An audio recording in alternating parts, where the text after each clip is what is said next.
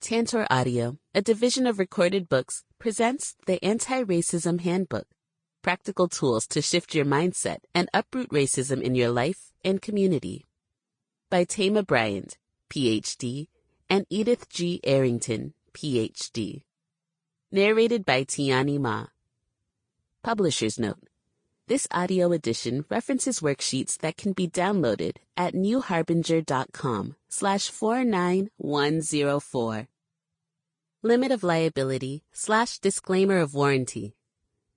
This publication is designed to provide accurate and authoritative information in regard to the subject matter covered. It is sold with the understanding that the publisher is not engaged in rendering psychological, financial, legal, or other professional services.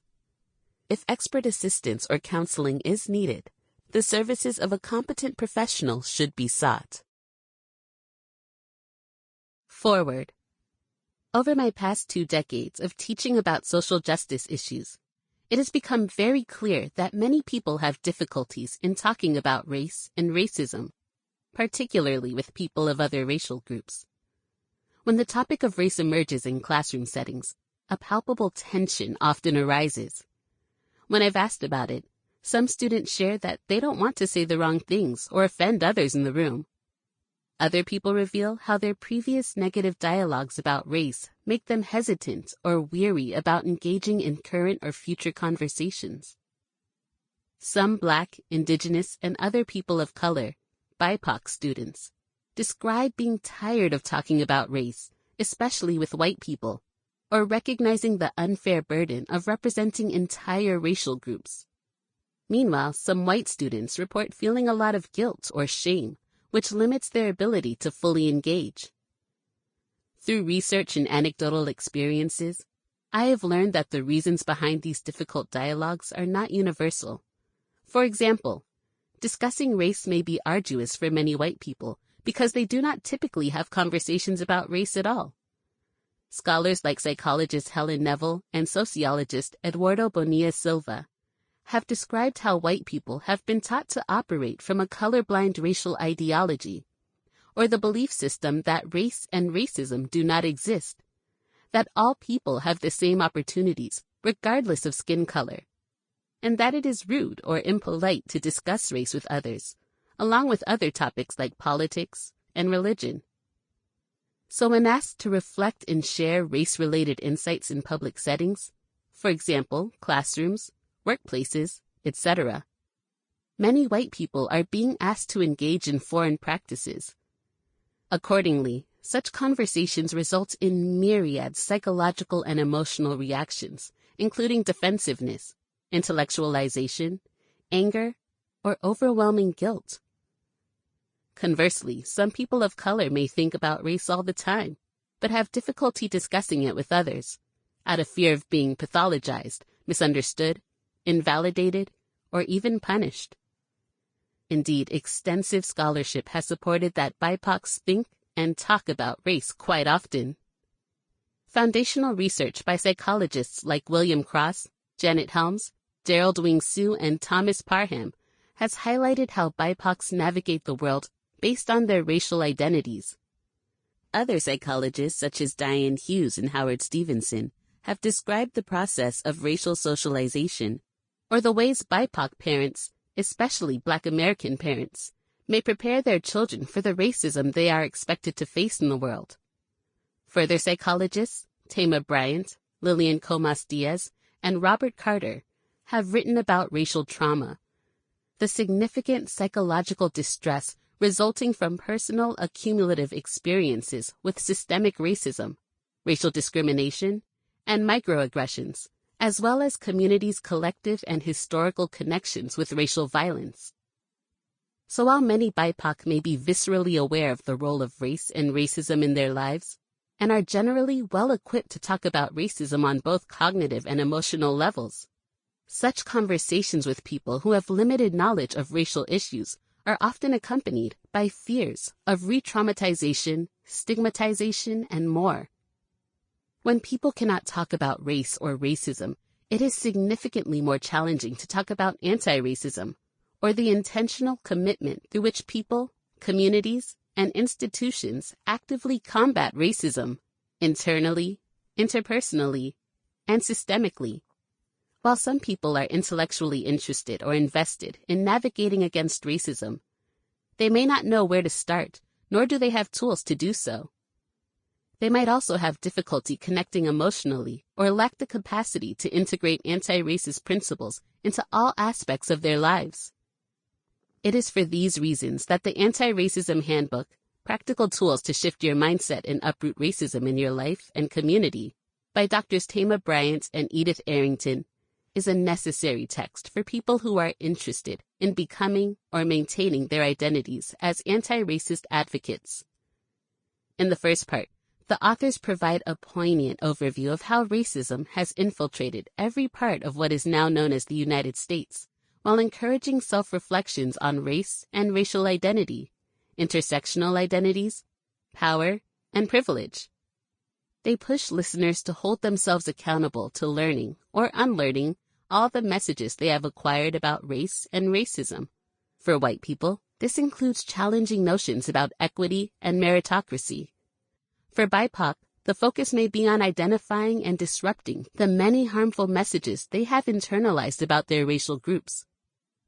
The second part of the workbook critically highlights the many internal defenses that prohibit people from genuinely engaging in anti-racist work, ranging from guilt to avoidance to biases. While such emotional processes differ for people of various racial groups, core commonalities can prevent people from engaging in real anti-racist practices. Naming and normalizing these challenges are crucial. Without doing so, it becomes easier for people to sit in complacency or to minimize the urgency of obliterating oppression. The last parts of the handbook describe useful strategies for engaging in anti-racist principles. Practice exercises give listeners the preparation necessary for if or when they find themselves in problematic race-related situations. In a similar way that people should know what to do in emergency situations, for example, fires, earthquakes, etc., it's also beneficial to brainstorm how to respond to awkward, anxiety-provoking, microaggressive situations. Further, the authors name additional burdens of practicing anti-racism, from racial battle fatigue to activist burnout. They end with strategies on how to sustain oneself as an anti-racist advocate, reminding listeners of their sacred purposes and the need for holistically taking care of one's body, heart, mind, culture, and spirit. The Antiracism Handbook is essential for people interested in combating racism, from those dipping their toes in social justice activism to long-term activists who have been on the front lines for decades. Drs. Bryant and Arrington should be commended for presenting a breadth of material in such palpable and accessible ways. If people authentically engaged in the workbook's various reflection exercises throughout the duration of their lives, perhaps dialogues about race and racism would be less difficult. And if every person committed to this lifelong learning, our society would or could take the first step toward truly advocating for equity and justice. Kevin L. Nadal, Ph.D., City University of New York. Introduction. Beginning our work together to cultivate anti-racism. This book came to fruition in the spring and summer of 2020. One of us, Thema, had developed a presentation on moving from cultural competence to anti-racism earlier that year, and was asked to consider diving deeper into the topic by writing a workbook that would expand and explore the ways in which people could approach anti-racism consistently and authentically in their work, for those in the mental health arena, or in their lives more broadly. Thema reached out to her friend and colleague, Edith, to see if she would be interested in writing the workbook together, given Edith's work exploring race, racial identity, and racism in K-12 schools, communities, and nonprofit organizations.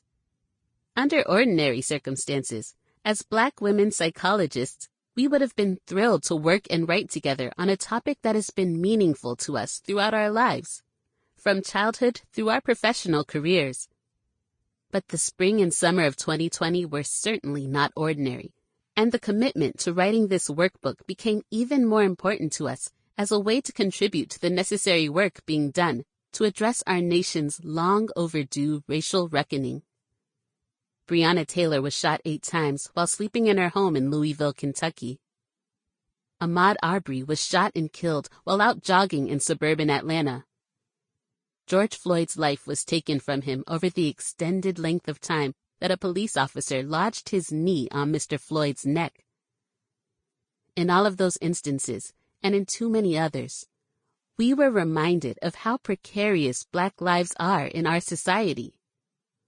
Additionally, in the months prior to George Floyd's murder, we were witness to a growing number of people dying from a global pandemic that was disproportionately impacting Black people, Indigenous people, and people of color, BIPOC. By late May 2020, the number of deaths from COVID-19 totaled 100,000, and deaths continued to rise through the summer to cross the 200,000 mark. The reality of the lives we lost was the backdrop to what seemed to be a never-ending loop of news stories and videos of Black lives being taken through state-sanctioned violence. The protests that arose over Memorial Day weekend that year were somehow different from protests in the past. It may have been that protests were taking place simultaneously across the country, from urban centers to the suburbs to rural areas. It might also have been seeing the diverse races, genders, and ages of the people that joined the Black community to proclaim that Black lives matter.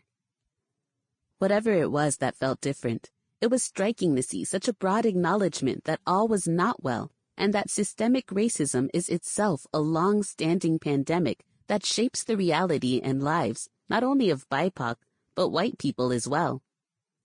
The racial reckoning our nation was experiencing acknowledged systemic racism in contemporary and historical American society, and the central role played by the legacy of anti-Blackness in our society. All of a sudden, Black Lives Matter could be seen and heard on TV, social media, advertising, yard signs, and painted across the width of streets across the country. Corporations and institutions of higher learning vowed to stand with the Black community and examine their policies and practices to ensure they were equitable. The New York Times bestseller list was filled with books that addressed racism and anti-racism. While heartening to some extent, and most certainly belated in any respect, we were left to wonder, what did it all mean for how people could actually address racism and bring about change? This question is what motivated us to develop this workbook. We wanted to explore how each of us can better understand race and racism in order to enact anti-racism, purposeful, committed action to combat racism in all the ways it is expressed, in our lives, relationships, and communities. This is important because we were working toward not only health as individuals and in our communities, but also to achieve racial equity, justice, and liberation across all aspects of American society and the world. And we believe that the way we'll get there is by every one of us working to cultivate anti-racism in our lives and communities. When we talk about anti-racism, we mean the ways in which individuals, communities, and organizations can actively counter racism across the multiple levels, interpersonal, cultural, institutional, and internalized, that it is expressed. Why this handbook, and how will it work? Now that we've described how this handbook came to fruition, we want to say more about what we hope it accomplishes for you and for us. When we say Black Lives Matter, we are affirming the humanity of Black people, knowing that the racism and colonialism prevalent throughout American history threaten the lives and health of Black people. We also acknowledge that the discrimination, state violence, and restricted economic access to affordable housing, well-paying work, healthcare, and much more that result from America's history of racism profoundly affect Black people, as well as Indigenous people and other people of color. And racism has consequences for white Americans too, as Professor of Sociology Jonathan Metzl describes in his book, Dying of Whiteness. As Metzl notes, The more racial resentment white people felt, the more likely they were to endorse policies that restrict access to health care or make it easier to obtain guns, both of which increase mortality. So as you can tell, race and racism matter for everyone. And while we are glad that more people are paying attention to the numerous stories in the news and on social media, we want to make it clear, race and racism are not new. And neither is the anti-racist work that members of the BIPOC and white communities have been doing for a long time now. As psychologists, we have spent the last 20 years of our careers committed to improving the health of individuals and communities, with a particular focus on the Black community and other people of color, through our clinical, research, teaching, consulting, and advocacy efforts. Underlying all the facets of our work is the aim to better understand the dynamics and impact of race and racism. Thema is the daughter of African Methodist Episcopal, AME, ministers who lived and worked in the Black community in Baltimore. Edith's parents were Black educators in suburban New York where she grew up. Both of our parents were committed to the Black community in the church community and educational settings. They advanced Black history and culture through courses, books, and other resources they advocated for students to have access to. Our parents knew racial socialization was critical to raising Black children who loved themselves, their families, and the broader Black community. As a result, both of us were supported by a positive racial identity, a positive sense of ourselves as Black people as we grew up. And in adulthood, we've built upon this foundation of positive racial identity through our commitment to using psychology to better understand race and confront racism so that our community can be as healthy as possible. Our approach to using psychology to promote health is grounded in the awareness that individual health alone is not sufficient. How we live in connection to others and our communities is vital to being as healthy as possible. We believe that racism, oppression, and colonization are threats to health, not in an abstract way, but in tangible ways that impact us every day, such as whether we live in neighborhoods that are racially segregated or under-resourced, whether we have access to quality health care, or whether we report higher levels of stress in our lives. So in this book, we will explore how insights from cognitive behavioral therapy, mindfulness, liberation, and decolonizing psychology and community psychology can be used to support you to engage in the work of anti-racism right now, and to sustain this work for a lifetime in your own life and in your community. First, we'll reflect on race, what it is, how we learn about ourselves as members of racial groups, and how and what we learn about the role race plays in inequality and oppression throughout our society. We'll also explore how we can educate ourselves about race and racism, and what roles power and privilege play in how we experience them. Then we'll tackle the various barriers that can make it hard for us to cope with, and in some cases, accept the reality of racism and work to combat it in our lives and societies. Those barriers include avoiding addressing race and racism, feeling guilt for racism, which is understandable, but usually unproductive, being unaware of the realities of race and racism, and fear. For instance, that you'll be punished for speaking out, or that confronting racism will be uncomfortable in ways you're not sure you can handle. Finally, we'll discuss concrete ways to cultivate an anti-racist life, how you can be anti-racist across different interpersonal settings, advocate for anti-racist policies and practices, raise your children to be anti-racist, and practice anti-racism in sacred spaces like your church. We know this work will not be easy. You'll inevitably encounter pushback as you challenge racism in your life. For some of us, this struggle has been ongoing. For others, the pushback may be new, especially if you've never challenged racism before.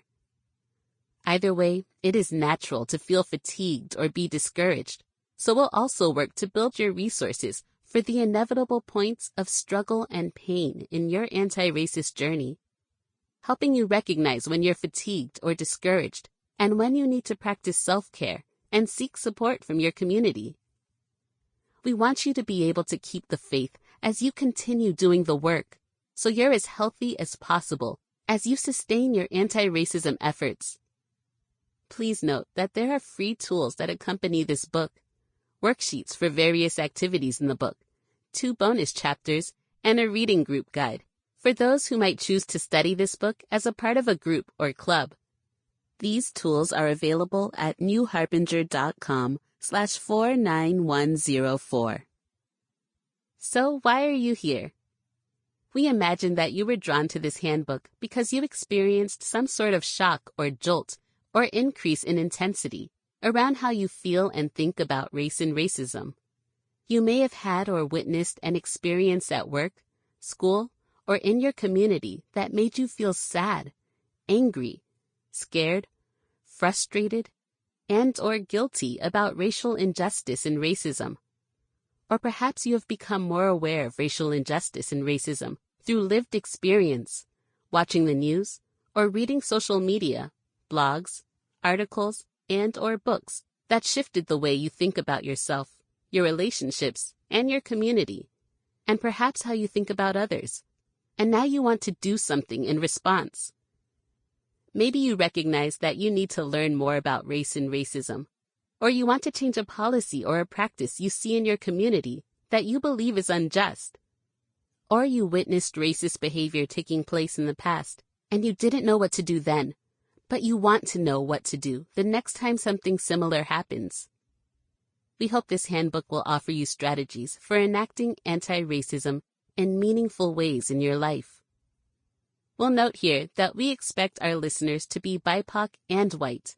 Members from both of these broad communities have a vested interest in ending racism, and everyone in these groups has a role to play in that work. Given the way that race is lived and racism is experienced within and across diverse communities, you'll likely come to this workbook with your own levels of experience and comfort in talking about race and racism. That's fine and to be expected. If you're a BIPOC listener, you might need to explore and unlearn some internalized patterns of thought or behavior that years of living with racism have instilled in you. Affirm your sense of yourself and your pride in your racial identity, and learn skills to advocate for yourself and others.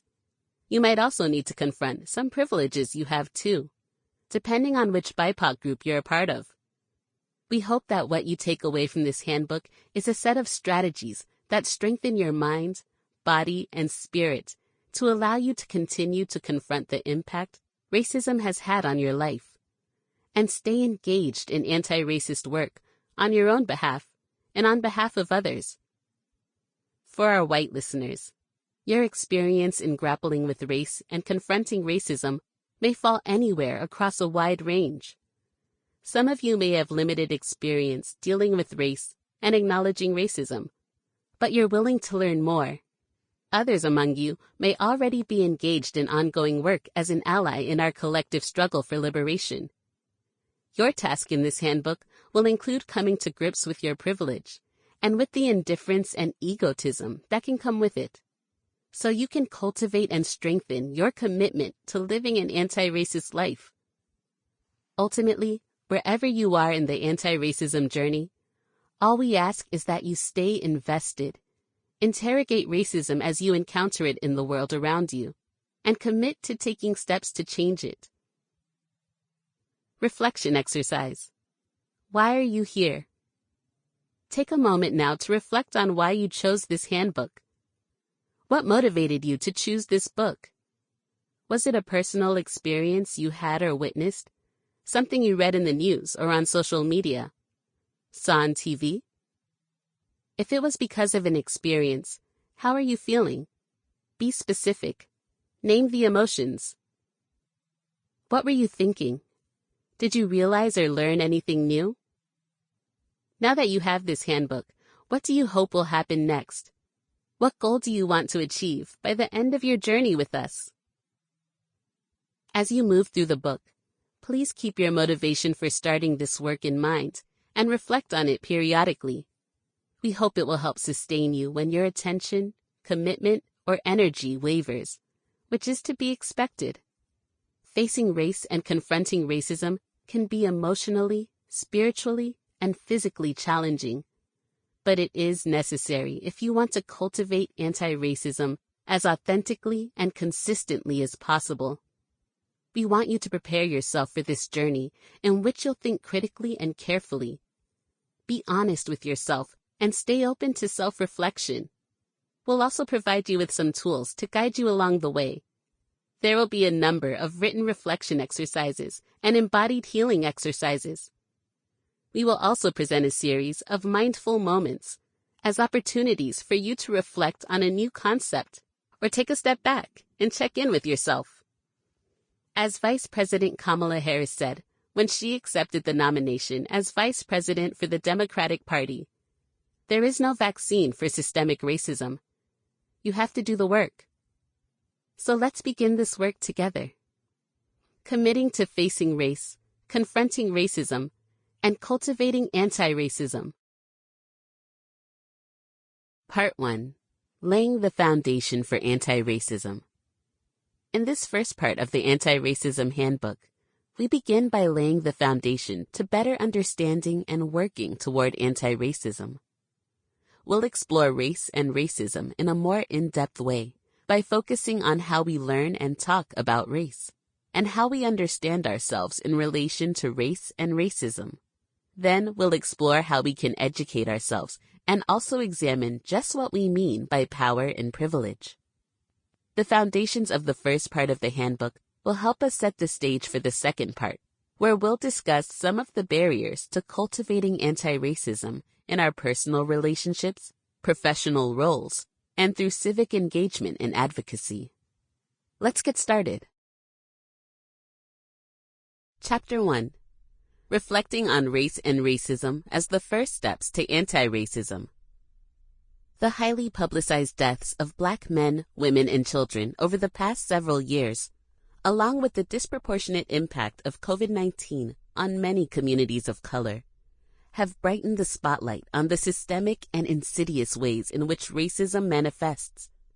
While all of us have been impacted by systemic racism, some of us have been disadvantaged directly, where others with more privilege have been affected more indirectly, and in some cases have been advantaged.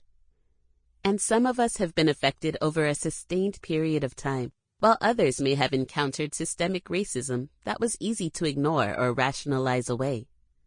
When, for whatever reason, you come to see more clearly the racial injustice that exists or encounter it through direct experience, it can motivate you to do something, to make a difference, whether you're BIPOC or white. We think you chose this book because you want to commit to working toward anti-racism. By anti-racism, we mean actively and intentionally working to counter racism across the many levels in which it can manifest. We will dive deeper into the levels of racism later in this chapter, but we'll take time now to clarify that racism can be experienced interpersonally, culturally, and institutionally. As such, your anti-racist work may take place in personal spheres of your life, such as work or home. Maybe you decide to stand up for a colleague who's being discriminated against, or defend family members against the invective of a racist family member. Your anti-racist work may target systems as you invest your time and energy in changing unjust social policies that disproportionately impact communities of color. Because there is such a wide range of contexts in which you can engage in this work, it may feel overwhelming to think about how you will go about cultivating anti-racism or being an anti-racist. This is especially the case if you've generally avoided talking or thinking about race, or if you tend to view racism as isolated, extreme acts of prejudice or discrimination against others, or as something firmly in America's past, rather than something that can and does happen all the time, in both extreme and seemingly mundane ways. In this chapter, we'll challenge assumptions like these by exploring what we must face in order to be anti-racist, what race and racism are, and how they affect our identities as well as our society. We hope this process of reflection will prepare you to tackle various barriers like avoidance, guilt, and indifference, which can make it hard to act in anti-racist ways, especially if you are white or otherwise privileged. By the end of this chapter, you'll be better informed about race and racism. Sample complete. Ready to continue?